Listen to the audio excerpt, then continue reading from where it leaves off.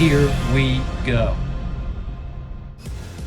Before I get into the NFL playoffs and the team that's not in the playoffs, my Dallas Cowboys, my team, unfortunately, it is MLK Day. And I do have something I'd like to say about this day. Martin Luther King Jr. was the most powerful orator I have ever heard in all my life. Dr. King had presence. He had command. He had aura and mystique and charisma. He was just a rare leader of men and women. I do believe his words opened the eyes and the ears of a lot of white people. Even in the 1960s, he sure opened mine. In my view, the three greatest leaders this country has ever known were Abraham Lincoln and John F. Kennedy and Martin Luther King. And all three were assassinated. April 15th, 1865 in Washington, D.C. November 22nd, 1963 in Dallas. April 4th, 1968 in Memphis. I believe all three murders were the devil's work. Abe Lincoln was only 56 and had so much more to give to this country, including a second term. JFK was only 46. MLK was only 39 years old. What a president of the United States Martin Luther King would have made maybe 25 years later in his 60s in the 1990s. No way, you say? America still wasn't ready for that? I don't know. MLK was a force. And he was gone at 39. What a loss that was for the United States of America.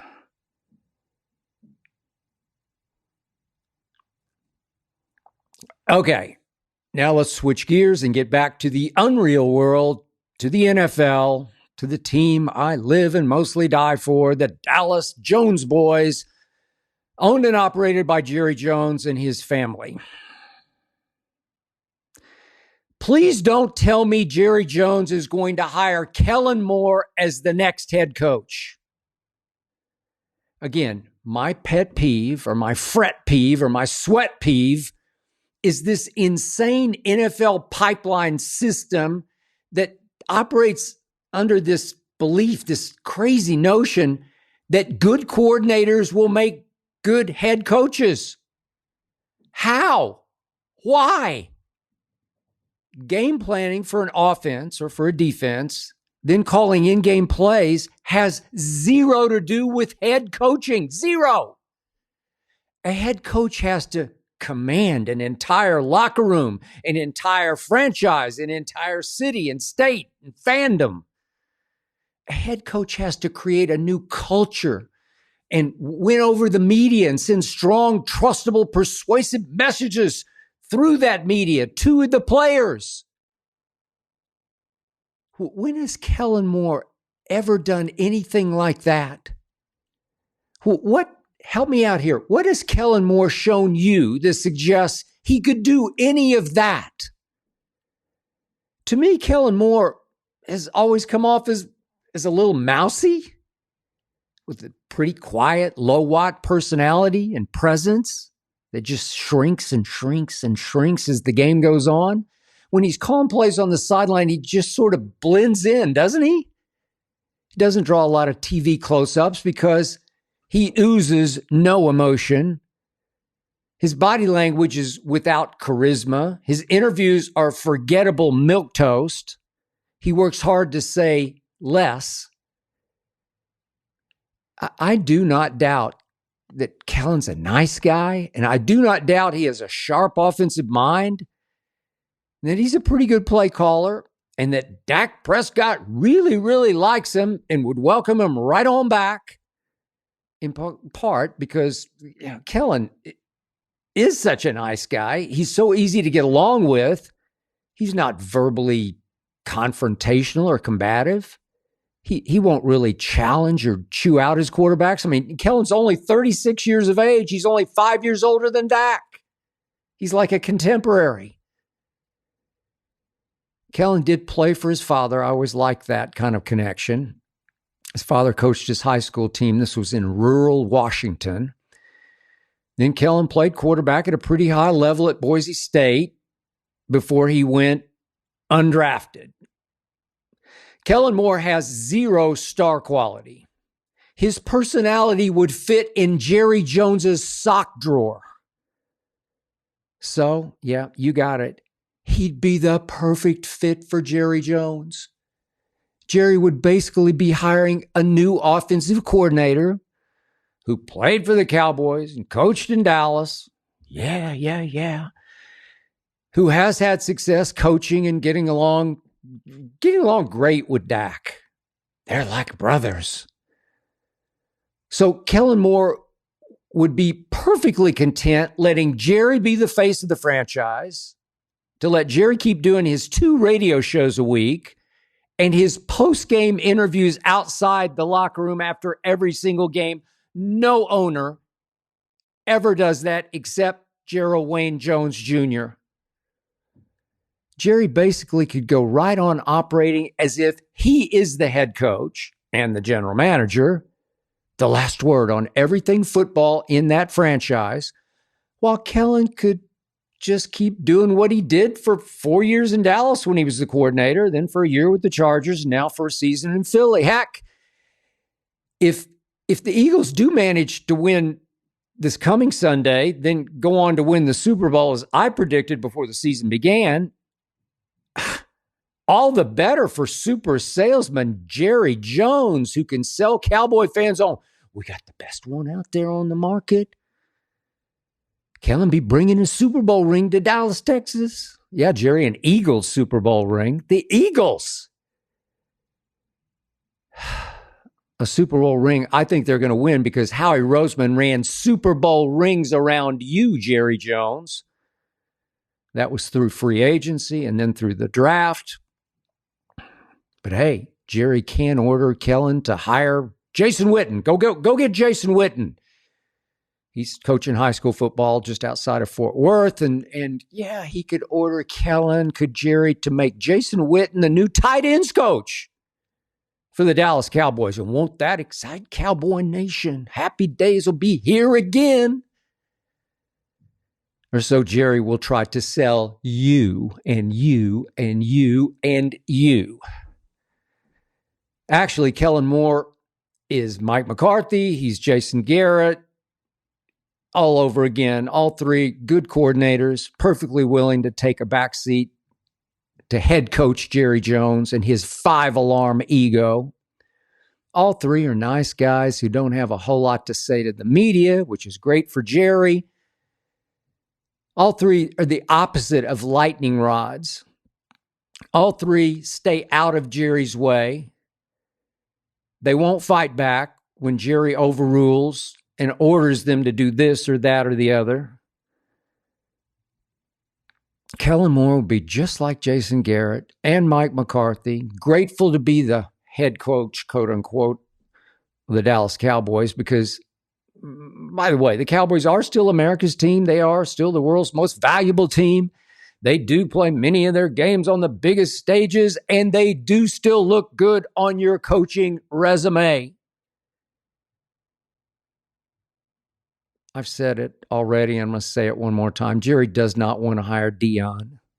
Dion is too big for Jerry Jones. Dion would render Jerry a silly sideshow in Dallas, Texas. Dion would push back. Dion would insist on doing it his way without input from the owner and the operator. Dion would own the Dallas Cowboys stage. He would take control of it. He would dominate it. Dion would get all the credit for turning the Cowboys back into winners, and we know Jerry just could not live with that. So he just keeps on losing. Pete Carroll, he's still sitting out there. By far the most qualified candidate on the market, by far times 10. Winner of a Super Bowl and a national championship in college football, just like Jimmy Johnson did, just like Barry Switzer did. They were former Cowboy coaches. Pete Carroll. Pete Carroll is just too big and too threatening for Jerry Jones. Pete Carroll is just too accomplished. He's too decorated. He's too NFL respected to let Jerry run over him and control him. Pete Carroll's personality wouldn't even fit in Jerry's mansion. Pete oozes charisma that would just drown out Jerry Jones, just suffocate him, just render him obsolete as face of franchise. That's why Jerry wouldn't even think about hiring Pete Carroll. I mean, what if Pete won a Super Bowl in Dallas and got all the credit? So who right now cares that every team in the NFC, every other team in the NFC has been to an NFC championship game since the Dallas Cowboys have, going on 30 years ago after their last Super Bowl season in 1995, eons ago? Who cares that Jerry could have replaced Mike McCarthy with Dan Quinn a year ago? I was pounding on the table for that. Look at DQ now. He's head coaching the rival Commanders in the NFC Championship game in Philadelphia against the rival Eagles? But come on. Dan Quinn wore his cap on backwards. He had way too much media game for Jerry. No, Jerry's not going to do that. Too big a threat. No. Give Jerry mousy offensive coordinator Kellen Moore with his Eagles Super Bowl ring. Yeah, that's the ticket. Give Jerry Jason Garrett and Mike McCarthy and Kellen Moore all rolled into one nice big pushover. Give me heartburn.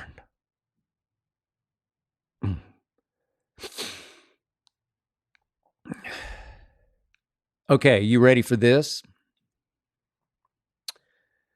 Going into championship game Sunday, guess which team of the Final Four is now favored to win the Super Bowl? The team I picked before the season, the Philadelphia Eagles, are picked now to win the Super Bowl. By the odds makers, they are favored to win the Super Bowl. These are the Philadelphia Eagles I grew up hating since I was 10 years old. I still hate them. I hate those vomity green jerseys of theirs. I hate their fans. I hate everything about the Philadelphia Eagles, but I did pick them because their GM, Howie Roseman, is executive of the year and rendered Jerry Jones the executive of the rear. All in, remember All In Jerry Jones? No, All In was Howie Roseman. He won free agency, see Saquon. He won the draft, see those two corners. He's all in. And I'm all out. And finally, I just gave up because he won everything, including my heart. I gave in. I picked the Eagles to win it all, y'all. And now they're pretty solid favorites to win the Super Bowl, followed by the Chiefs, then the Bills, then the Commanders. So think about this. While the Chiefs are only 1.5 point favorites over the Bills in Kansas City, the Eagles are favored by 5.5 over the Commanders in Philly. Wow. I mean, before the year started, would the Eagles have said, how about a home NFC Championship game against the Commanders? Seriously? Yeah, but now I'm going to give you the straight truth. I can give you 10 reasons Jayden Daniels will upset the Eagles. I don't even think it would be an upset, really. And I can give you only one reason I think the Eagles will survive the NFC Championship game and move on to the Super Bowl. The only reason I think they're going to win is because I picked them before the season. Period. End of story. That's all I got for you. Otherwise, the Eagles stumbled backward into this NFC Championship game. They did everything but lose to the Rams on Sunday. They survived in spite of themselves. I keep trying to love them, and they just won't let me. I mean, the Eagles totaled 65 yards passing. That's thanks to 7 sacks that cost them 63 minus yards. I'm still a little hoarse from screaming at Jalen Hurts on my TV. Again and again and again, he took the shotgun snap and just froze. Just went deer in headlights. Just suffered, I don't know, brain lock? Kept forgetting to just throw it away. If it's not there, take a couple looks. Option 1, option 2, option maybe 3, throw it away. Jalen Hurts went down 7 ugly times. And the last time he went down, I winced. He got his left knee caught under him. I thought he'd hurt it badly. He did hurt it badly enough that they had to take him in the tent and throw a brace on it. So did Jalen tear some cartilage? I don't know. Did he just sprain it? That can take 6 weeks to get over. It just looked bad. So neither Jalen nor Sirianni would talk about it after the game. I don't blame them. They're going to try to hide this all week long, but I'll give you this. Jalen did appear to move around okay on late game rollouts, both left and right. Just looked okay. But this coming Sunday, that knee could keep Jalen Hurts from doing a lot of what makes him Jalen Hurts. I do not love this. And I'm going to say it again. I've been all over this. Something is still very wrong between Jalen and A.J. Brown. They did have a personal falling out that just wrecked the season last year, and now it appears to be rearing its ugly head again. A.J.'s effort just seems pouty and half-hearted to me. Late in the first half on Sunday, he dropped Jalen's best throw of the day. About a minute left in the first half against the Rams. Deep ball, hit him right in the hands. If he hauls it in, they're at the 2, maybe the 1 yard. I don't know, maybe he scores on the play, but that would have made it 20-10 at half. And after that, in total, AJ caught 2 of the 7 targets that were thrown his direction for a grand total of 14 yards. That will not beat Washington. That definitely won't win any Super Bowl. But yeah, I give you this. Saquon did bust loose again. He went twice, long distance touchdown, 62 yards, 78 yards. He was running whatever it was, 22 miles an hour. Sprinter sprints, just spectacular bursts. But to me, Saquon also reverted back to New York Saquon, the one that I always said was a little overrated. So once again, if you subtract those 2 breakaways, Saquon totaled 65 yards on 24 other carries. That's 2.7 per rush. That's going nowhere slowly. Kellen Moore was driving me nuts trying to pound Saquon straight up the gut, straight up the middle, again and again and again, just beating his head against that wall, beating my head against the wall. You know, there are times I think Kenneth Gainwell is better banging between the tackles than Saquon. Kenneth Gainwell's got a little power wiggle to him inside. I just like his heart and his guts and the way he attacks. Sometimes I think Gainwell will be better when you're trying to run the clock. I don't know. Lane Johnson, first team All-Pro right tackle, University of Oklahoma, the school I grew up loving. So what does he do? He flinches on that fourth quarter tush push that Jalen scored easily on, and that false start by a right tackle whose block really didn't matter on the play at all cost 4 points. It's just a loser play in a divisional round playoff game that it's a mistake you can't make at this time of the year. Hot teams, streaking teams don't make that mistake. Which brings me to Jake Elliott, their kicker. Kicked me right in the you-know-whats. Missed 2 extra points on Sunday. And it looked like those 2 extra points were going to cost the Eagles a 29-28 loss until the bitter end, until the Rams' final 2 plays, when the other Jalen, the one on defense, Jalen Carter, twice stormed up the middle and wrecked Matt Stafford. Man, I really thought my Eagles were going to lose that game. I really did. I wrote it off. You could see my tweets. They deserved to lose that game to the Rams.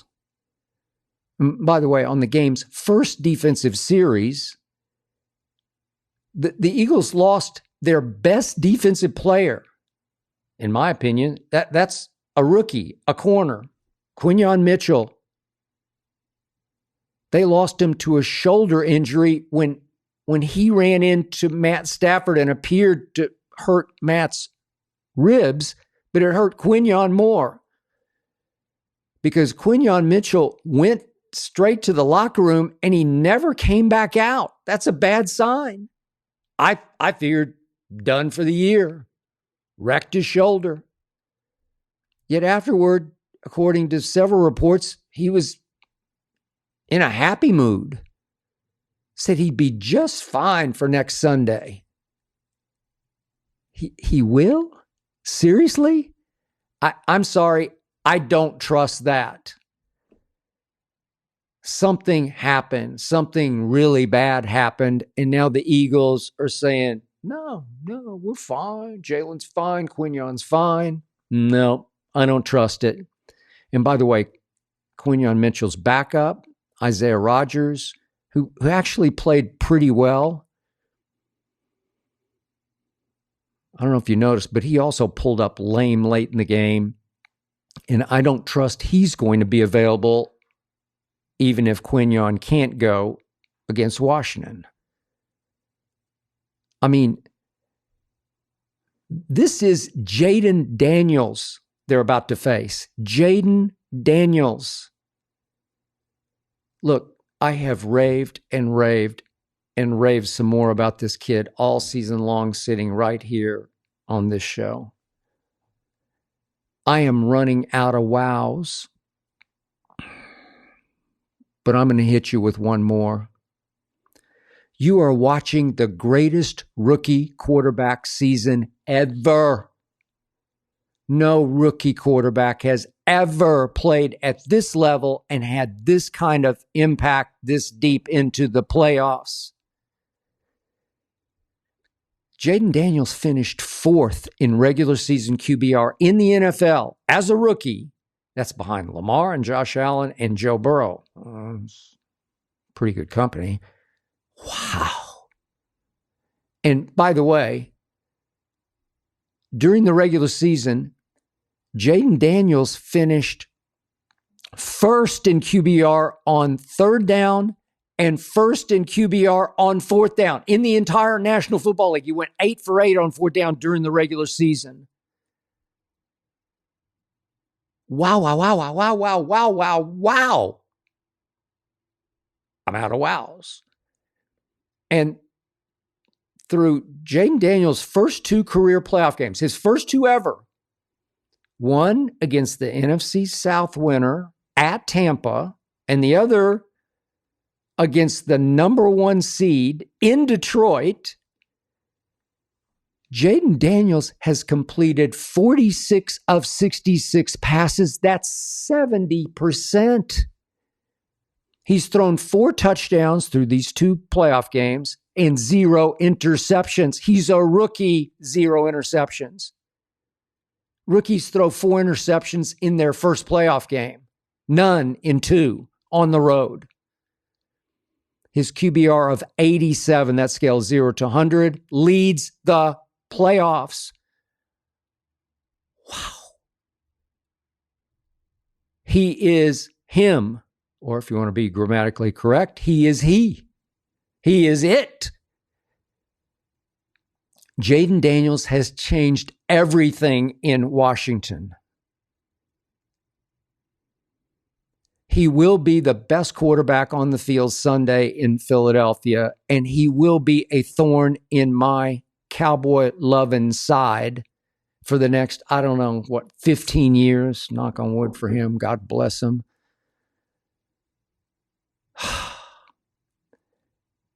This young man is just so serenely poised. I mean, he's like scary poised. He's so supremely confident. Yet, at the same time, he's so refreshingly humble and reverent. After every big game that he plays in his on-the-field interview, right after the game, Jayden praises and credits God, and it does not come across as even 1 ounce of phony baloney. You can just tell, you can just feel that all the veterans on this Washington team just don't think they can lose with this kid at their controls. I'm talking about Terry McLaurin and Zach Ertz and Austin Eckler. They already speak reverently of him. And man, Jayden Daniels' weapons, they're starting to grow on me. McLaurin and Brown and Zacchaeus and Eckler and Brian Robinson and Ertz, and I could go on and on. They're starting to look explosive. They did lose their right guard, Cosme. But I'm figuring that they will figure that out this Sunday. So the last time the Eagles saw Jayden Daniels,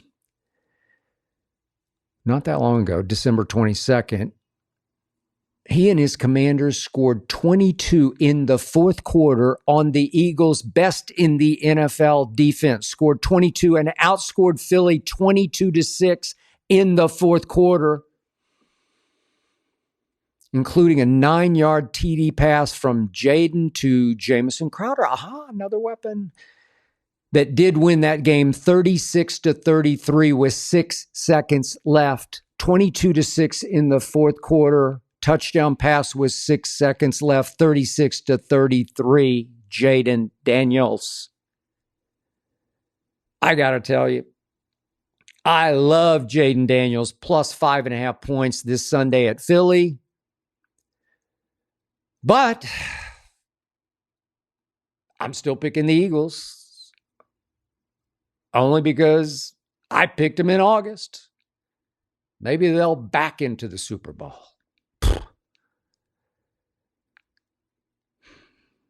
Quick sip of Breakfast of Champions, Nectar of the Gods.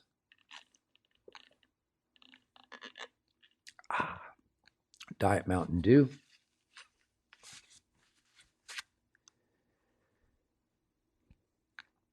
Okay, nobody wants to hear this, and I don't care. I can't say this publicly, at least I'm not supposed to, because Patrick Mahomes is the best friend of Travis Kelce, who is the boyfriend of Taylor Swift. So if you dare to criticize Patrick Mahomes, you risk getting canceled or even kidnapped and forced to listen to her songs every minute for a whole year or until your brain explodes. But I'm sorry. I am just going to state the truth, whether anybody out there likes it or not. This is by Patrick Mahomes' face of the NFL standards. A lot of people are already saying he's the GOAT. Okay, so let's go by GOAT standards. Patrick Mahomes is having a terrible season. A terrible season. Statistically, his regular season stats this year were all career lows across the board, including his passing yards, which fell under 4,000 for the first time in his career. He finished 8th in QBR, not bad, except that he's finished first or second so many other years, but he finished 8th. Pretty pathetic by his standards. And Saturday, at home against Houston, Patrick Mahomes managed only 16 completions in 25 attempts for a grand total of 177 yards and a pretty average QBR of 66. Scale of 0 to 100. Josh Allen, my MVP, has had a much better year than Patrick Mahomes. Much better. Twice the year. By the way, Josh Allen is 4-1 against Mahomes, but that's in the regular season. In the postseason, Josh Allen is 0-3 against Mahomes. That includes losing to the Chiefs 27-24 in Buffalo last year in that divisional round game. So normally I'd say this is Josh Allen's time. This is his turn. Here we go. Josh Allen finally gets to 1-3 against Mahomes in the postseason. But I must be honest with you once again, I do not love his chances at Kansas City this Sunday. Josh Allen and the Bills are up against a 60-man juggernaut. That's 53 Chiefs and 7 referees. The memo will go out just as it did last week. Make sure Taylor Swift makes it to New Orleans for the Super Bowl. Without her, the NFL loses millions and millions of viewers who will tune in, mostly to see what she's wearing up in that Superdome luxury box. So Mahomes, teetering though he might, must be propped up, must be protected by the referees, just the way he was Saturday at home against the Texans. Mahomes and the Chiefs benefited hugely from 2 15-yard penalties that refueled 2 big drives.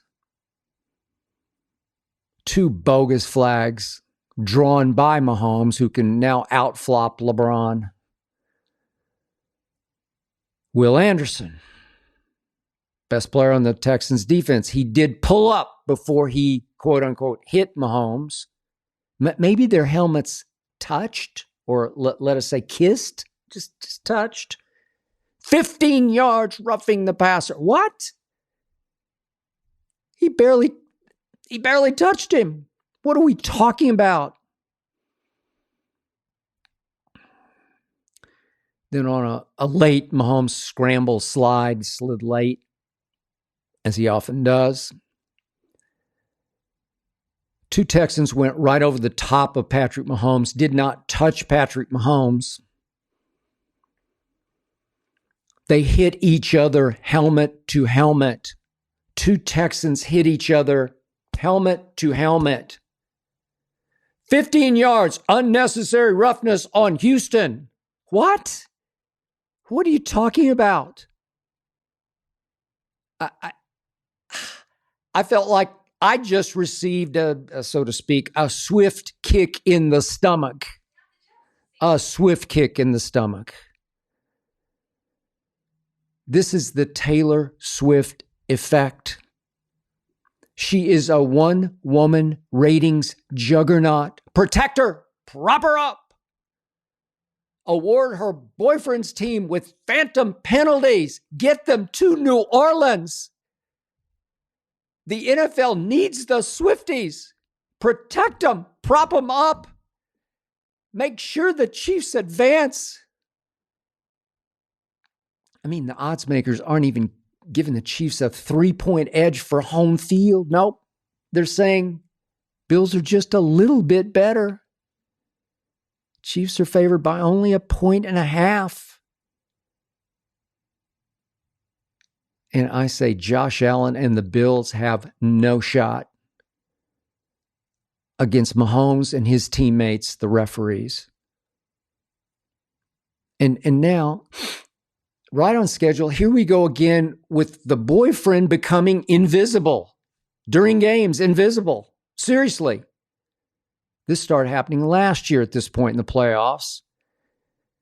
It's as if Travis Kelce is allowed to wear a uniform that makes him invisible to defenders. Seriously invisible. Again and again Saturday. Kelce kept getting wide open. Like wide open. No defender within 10 or 15 yards. I mean, I know he's getting old or older at 35. Maybe the scouting reports say he just ain't what he used to be. But maybe at least assign one defender to him on each play. Just one. Not 2 or 3, just one.